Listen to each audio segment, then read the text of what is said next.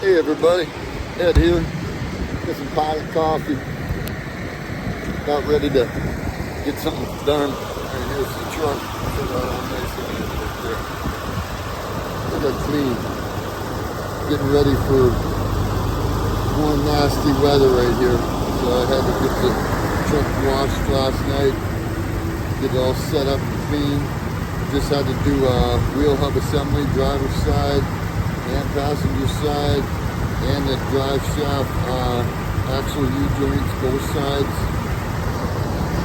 Then I had to go to Pittsburgh last night, get a rim, so the rim matches. That's my spare tire right there. And then I'm waiting for my tire. I had a blowout, so I'm waiting for my tire. My tire comes in, and then we can get the tire put on the rim. Then I can get my bumper. But look how clean that looks. Other than the rust. We'll get that taken care of. She runs like a cat. Listen to that cat.